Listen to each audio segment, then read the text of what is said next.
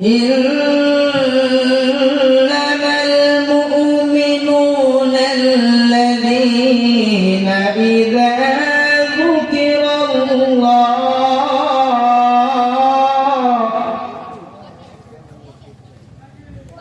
إذا ذكر الله وجلت قلوبهم وإذا تليت عليهم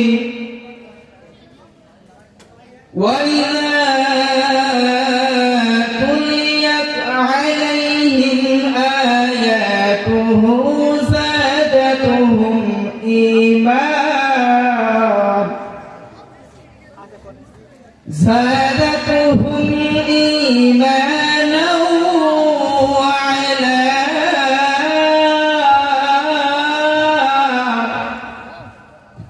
وعلى ربهم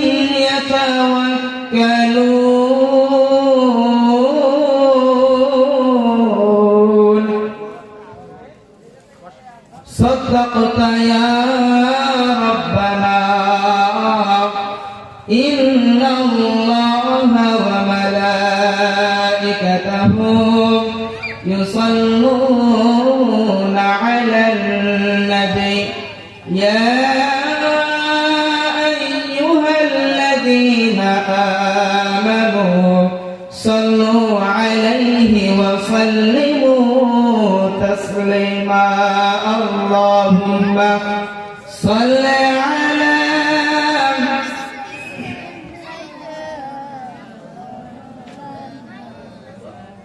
وعلى آل سيدنا شفيعنا محمد. আমি যদি কখনো তায়েফে যাই,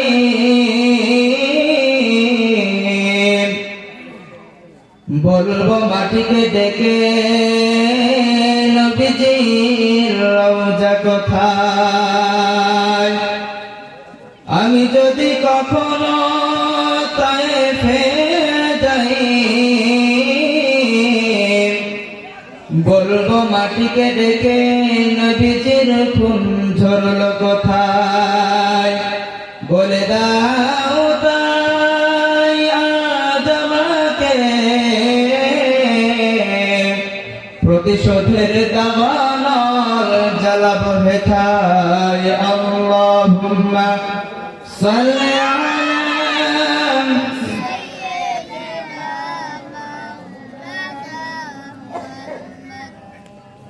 وعلى آل سيدنا। আমরা সকলে পড়ছে বালাগাল উলা বিকামালিহি কাশাফাত তুজা বিজামালিহি হাসনাত জামিউ খিসালিহি সাল্লু আলাইহি।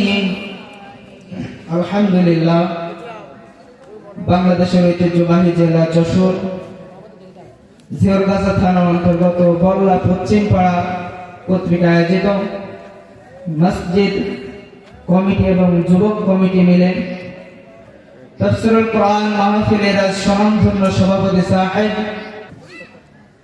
মোহাম্মদ আব্দুল সাত্তার, আল্লাহ রাব্বুল আলামিন শ্রদ্ধাভাজন সভাপতি সাহেবকে হায়াতে তাইয়্যিবা সিহাতে কুল্লা দান করে পড়ছে আমিন। মঞ্চ উপবিষ্ট আছেন এলাকার সম্মানধন্য ব্যক্তিগণ, সামনে বসা দিনদার ইমানদার মুত্তাকিন পরেজগার ভাই ও বাবাজিরা, পর্দার অন্তরাল হতে যারা দেখছেন শুনছেন, প্রিয় মায়েরা প্রিয় বোনেরা, সকলকে জানাই হৃদয়ের অন্তঃস্থল থেকে সালাম। আসসালামু আলাইকুম ওয়া রাহমাতুল্লাহি ওয়া বারাকাতুহু। শুকরিয়া আদায় করছি সেই মহান আল্লাহ তাআলার দরবারে যে রব্বুল আলামিন সারা দুনিয়ার সমস্ত ব্যস্ততার মধ্য থেকে যাচাই করে বাছাই করে আপনাকে আমাকে কবুল করে কোরআনের মাহফিল আসতে পেরে বসতে পেরে আমরা খুশি না বেজার? কথা বলেন, খুশি না বেজার? যে রব্বুল আলামিন আপনাকে সুস্থ রেখে এই কোরআনের মাহফিল পর্যন্ত যে রব এনেছে, যদি খুশি হয়ে থাকি বিশ্ব মালিকের দরবারে কালিমাত শুকর আদায় করে নিচ্ছি, সকলে পড়ছি আলহামদুলিল্লাহ।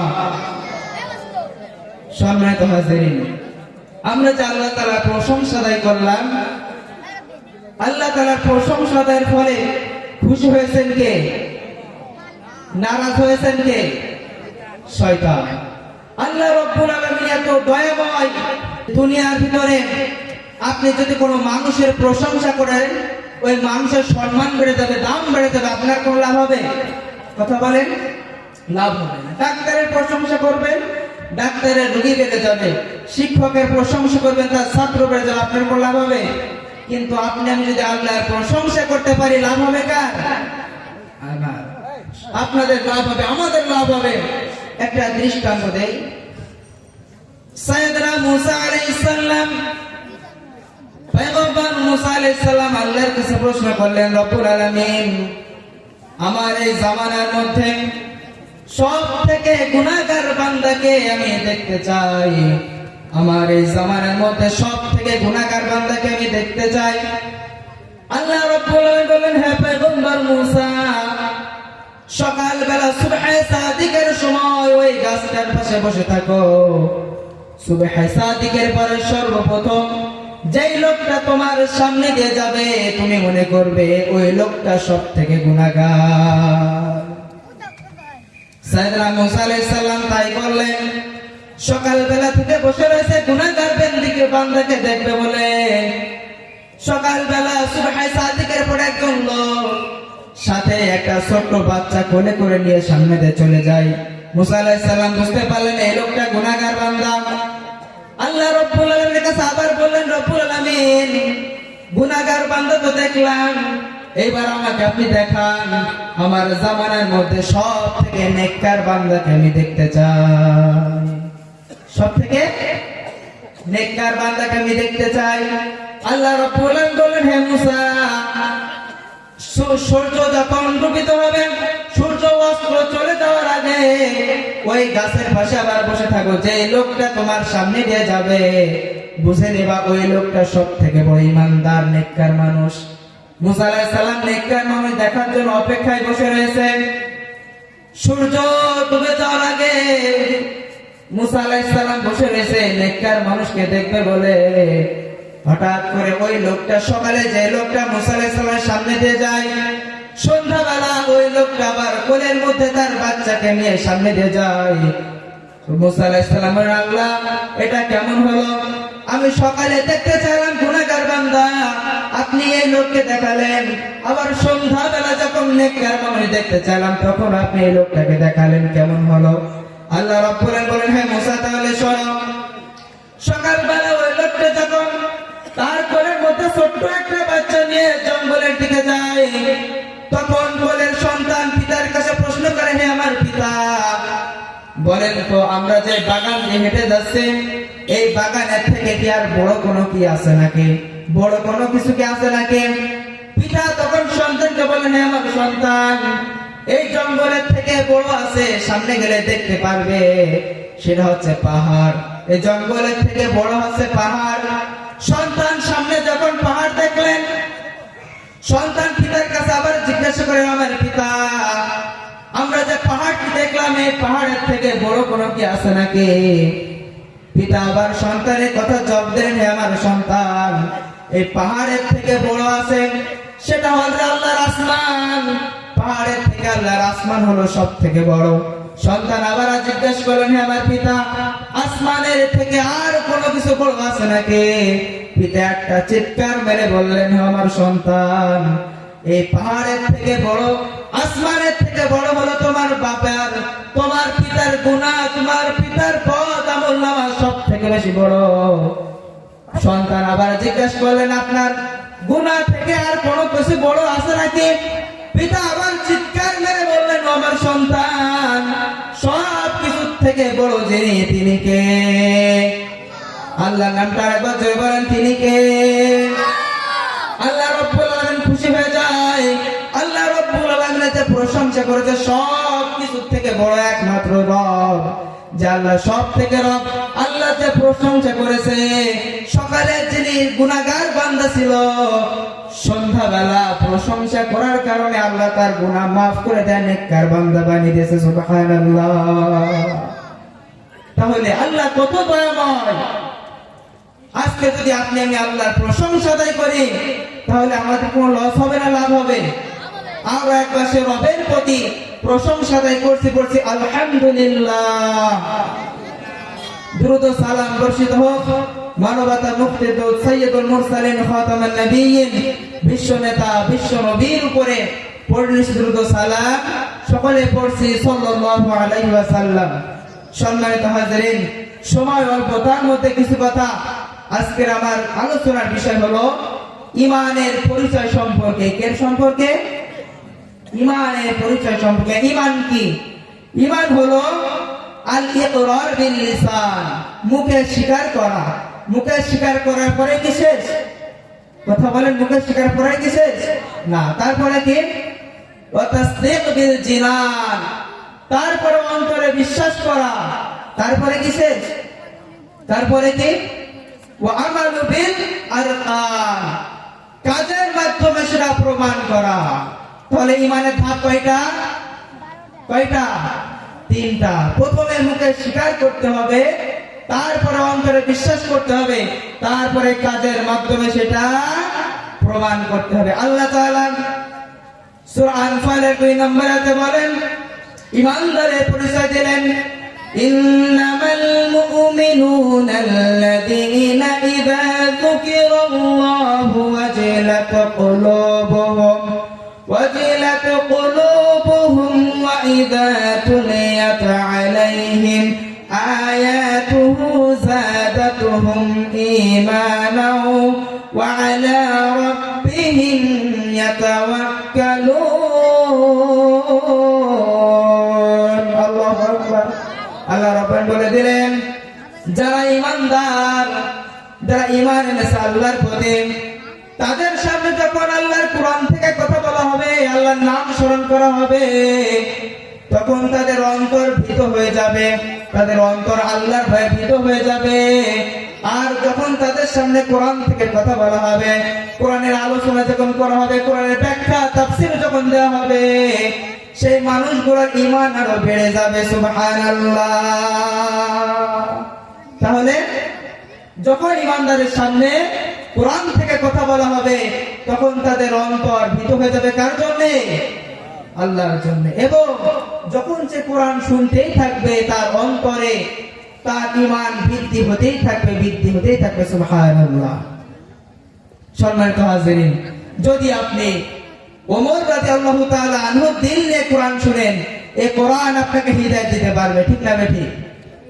আর যদি আবু জেহেলের দিল নিয়ে কোরআন শুনেন, কচ্ছিন কালো কোরআন আপনাকে হিদায়াত দিতে পারবে না। কোরআন আবু জেহেল শুনে নাই, আবু জেহেল কোরআন শুনেছে। আবু জেহেল যখন কোরআন শুনেছে, বিশ্বনবী সাল্লাল্লাহু আলাইহি সাল্লাম যখন রাতে তাহাজ্জুদের নামাজে কোরআন তেলাওয়াত করতেন, কাফেরের গোষ্ঠীরা বিশ্বনবীর বাড়ির চতুর্দিকে ঘেরাও করে রাখতো কোরআন শোনার জন্য। চারিদিকে কান পেতে থাকতো বিশ্বনবীর কোরআন শুনবে বলে। আমার নবী সাল্লাল্লাহু আলাইহি সাল্লাম সুমধুর কণ্ঠে যখন কোরআন তেলাওয়াত করে, কাফেরের গোষ্ঠীরা চতুর্দিকে থাকে। চতুর্দিকে যখন কাফেরেরা থাকে, সন্ধ্যাবেলা থেকে যখন কোরআন শুনে, সকালবেলা ভোর রাত্রিতে সকলজন বাড়ির দিকে রওনা হয়। এক কাফেরের সাথে আরেক কাফেরের দেখা হয়ে যায়। কাফেরেরা একত্রিত হলো, বললেন সকলে আমরা মুহাম্মাদের কোরআন শুনতে যাই। মুহাম্মাদের কোরআন আর শুনতে যাওয়া যাবে না। তারা প্রতিজ্ঞা করলেন, তারা বললেন যে মুহাম্মাদের কোরআন থেকে তেলাওয়াত করে আমাদের শুনতে বড়ই ভালো লাগে, বাড়িতে থাকতে পারি না। বলেন তো এই কোরআন শুনতে মধুর লাগে কিনা? লাগে। আবু জেহেল পর্যন্ত ঘরে থাকতে পারতো না।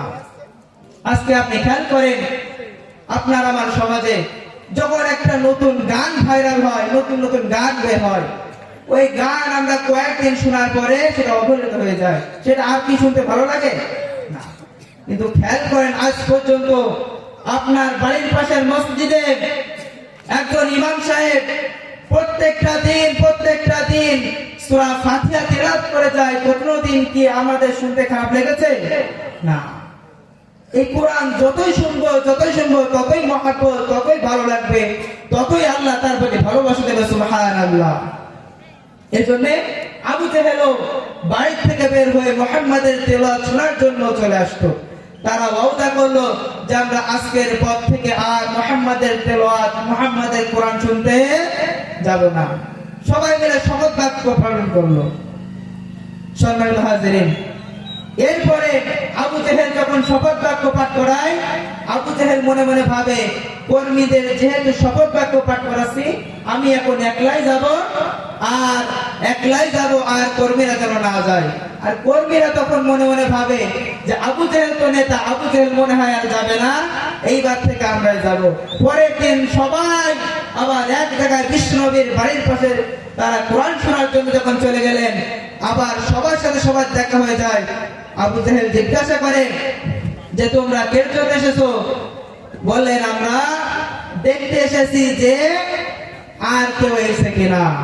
আবু জেহেল বললেন যে কেউ এসে কিনা আমরা দেখতে এসেছি। উতবা সাইবা তারাও বললেন আমরা দেখতে এসেছি। আসলে তারাই সকলে বললেন যে আমরা এক কাজের জন্য এসেছি, আমরা মুহাম্মাদের কোরআন শোনা থেকে বিরত থাকতে পারছি না। সম্মানিত হাজিরিন, তাহলে এই কোরআন শুনতে ভালো লাগে, কোরআন জানতে ভালো লাগে, কিন্তু কোরআন মানতে ভালো লাগে। কোরআন কি মানতে ভালো লাগে?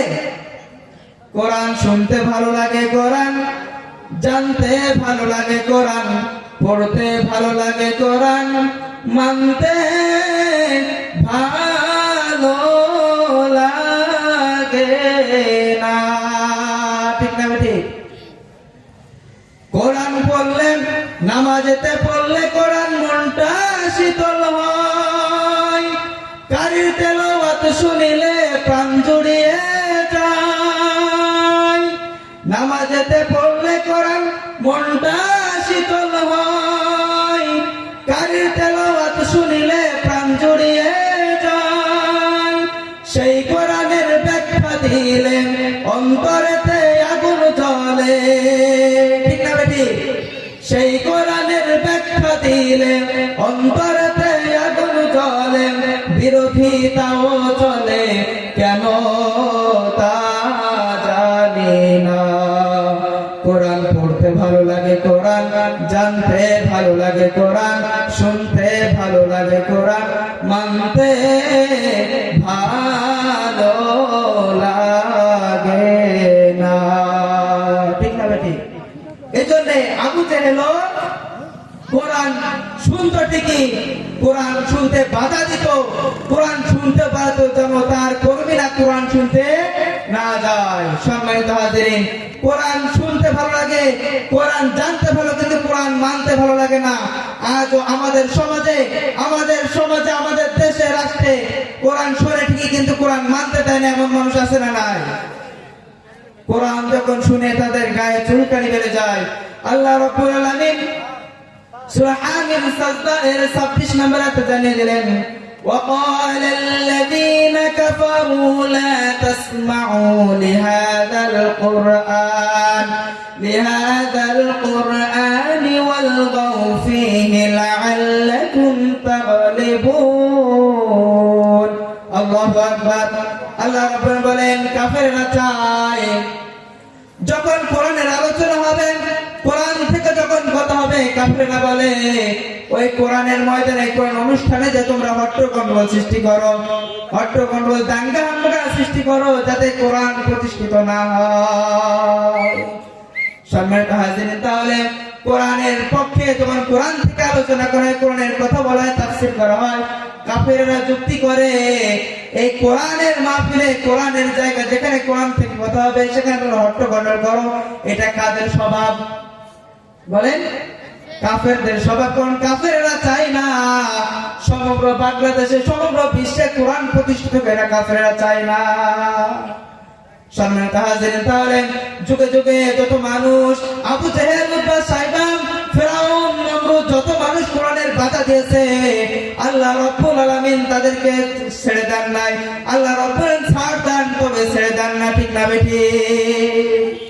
তাহলে বলছিলাম ইমানের বিষয়, ইমানের হালাত হলো তিনটি। ইমান হচ্ছে প্রথমে মুখে স্বীকার করতে হবে, তারপরে অন্তরে দৃঢ় বিশ্বাস করতে হবে, তারপরে কাজে সেটা প্রমাণ করতে হবে। সম্মানিত হাজিরিন, এবার আসেন, ইমান আগে না মুসলমান আগে? বলেন, ইমান আগে না মুসলমান আগে? আল্লাহ তাআলা কোরআনুল কারীমে সূরা আলে ইমরানের 102 নম্বর আয়াতে জানিয়ে দিলেন, ইয়া আইয়ুহাল্লাযীনা আমানুত্তাকুল্লাহা হাক্কা তুকাতিহি ওয়া লা তামুতুন্না ইল্লা ওয়া আনতুম মুসলিমুন। আল্লাহু আকবার। আল্লাহ তাআলা বলেন, হে ঈমানদারগণ, ইত্তাকুল্লাহ, তোমরা আমি আল্লাহকে ভয় করো। শুধু ভয় নয়, ভয় করার মতন ভয় করো। আর ওয়ালা তামুতুন্না ইল্লা ওয়া আনতুম মুসলিমুন, মুসলমান না হয়ে তোমরা মৃত্যুবরণ করো না। কে বললেন? কথা বলেন, কে বললেন? আল্লাহ জানিয়ে দিলেন যে হে ঈমানদারগণ, তোমরা আল্লাহকে ভয় করো এবং মুসলমান না হয়ে মৃত্যুবরণ করো না। আমরা তো আজকে ভেবে নিয়েছি আমরা মুসলমান হয়ে গেছি। ছোটবেলায় যে খাতনা করেছি তার মানে মুসলমান না। না, মুসলমান এত সহজ না। মুসলমান যারা সারেন্ডার করে কার কাছে? মুসলমান হলো কমপ্লিট সারেন্ডার টু আল্লাহ। সমস্ত বিষয় আপনার জীবনের শুরু থেকে শেষ পর্যন্ত, রান্নাঘর থেকে পার্লামেন্ট পর্যন্ত সব বিষয় সারেন্ডার করতে হবে কার কাছে? মসজিদে যখন যাই আল্লাহর সামনে সারেন্ডার করি, আল্লাহু আকবার, আল্লাহ সবচেয়ে বড়, আল্লাহর কাছে সারেন্ডার করলাম। মসজিদ থেকে বেরিয়ে এসে এই হাত দিয়ে মানুষের উপরে জুলুম করছে, ঠিক না বেঠে? মসজিদ থেকে বেরিয়ে এসে এই হাত দিয়ে আল্লাহর সামনে সারেন্ডার করলাম, ওই হাতে আবার সুদ ঘুষ সব খাচ্ছি। মসজিদ থেকে বেরিয়ে এসে আল্লাহকে সারেন্ডার করে এই হাতে মানুষকে কষ্ট দেয়, এই হাতে নির্দোষ মানুষদেরকে আমরা অপরাধে কলমের সাক্ষী দিয়ে ভালো মানুষকে জেলের ভাত খাওয়াই, ঠিক না বেঠে? সম্মানিত হাজির, তাহলে মুসলমান যারা সারেন্ডার করবে কার কাছে? আল্লাহর কাছে। সম্মানিত হাজির, তাহলে মুসলমান হতে গেলে একটা সামান্য উদাহরণ দিলে বুঝতে পারবেন। আপনার সন্তানের যখন বিবাহের বয়স হয়, সন্তানকে বিয়ে দিলেন, সন্তানকে বিবাহ দেওয়ার পরে পরের দিন যদি ছেলে যদি ছেলের বউকে বলে যে আমার স্ত্রী, তোমাকে আমি বিয়ে করেছি, এখন আমার বাড়ির সমস্ত কাজ তোমার উপরে, আমার পিতামাতাকে খেদমত করবে, আমার জন্য রান্না বাড়া করবে, গোয়াল ঘর পরিষ্কার করবে, সব ঝাড়ু দেবে, যদি এই বলে, তখন এই স্ত্রী যদি বলে যে আমি কবুল বলার সময় 3 বার কবুল বলেছি, কিন্তু আমাকে এই শর্ত দেওয়া হয়নি যে তোমার বাড়িতে সমস্ত কাজ করা লাগবে, বরং তো এই শর্ত দেওয়া হয়। তাহলে যদি বলা হয়, ওই স্ত্রী যদি বলে যে তখন তোমাকে এই শর্ত দেওয়া হয়নি তোমার বাড়িতে সমস্ত কাজ করা লাগবে, তাহলে বলেন তো এই স্ত্রীকে আপনারা রাখবেন? কথা কান্না রাখবেন? রাখবে না। ঠিক তেমনি ভাবে যদি মনে করি মুসলমান আসলে 3 বার কালিমা পড়ে মুসলমান হয়েছি, এর মানে ইসলামের সমস্ত বিধিবিধান আমাকে মেনে নেওয়া লাগবে। যদি মনে করেন যে আমার এসব কিছু মানা লাগবে না, কিছু মানলাম কিছু বাদ দিলাম, আল্লাহ রাব্বুল আলামিনের খাতায় আমরা মুসলমান হিসেবে যোগ্য হব? সম্মানিত হাজির, তাহলে মুসলমান হতে গেলে আল্লাহর কাছে সব কিছু সারেন্ডার করা লাগবে। সম্মানিত হাজির, তাহলে মুসলমান এক জিনিস, ঈমান আল্লাহ, ঈমান আল্লাহ তাআলা বলছেন হে ঈমানদারগণ, ওয়ালা তামুতুন্না ইল্লা ওয়া আনতুম মুসলিমুন, মুসলমান না হয়ে মৃত্যুবরণ করো না। এই জন্য আমাদেরকে এমন মুসলমান হওয়া লাগবে যেই মুসলমান হলে আমরা জান্নাতে যেতে পারবো, যেই মুসলমান হলে আল্লাহ আমাদের পরে খুশি হবে, ঠিক তেমন মুসলমান হওয়া লাগবে। ঈমানদারদেরকে আল্লাহ তাআলা বলেন, ঈমানদার কারা? এবার আসেন, আল্লাহ তাআলা বললেন ইন্নামাল মুমিনুনা আল্লাযীনা আমানু বিল্লাহি ওয়া রাসূলিহি সুম্মা লাম ইয়াতাবু ওয়া জাহাদু বিআমওয়ালিহিম ওয়া আনফুসিহিম ফি সাবিলিল্লাহ। আল্লাহু আকবার। আল্লাহ তাআলা বলেন মুমিন তো তারাই যারা তাদের জান এবং মাল দিয়ে আমি আল্লাহর রাস্তায় জিহাদ করে।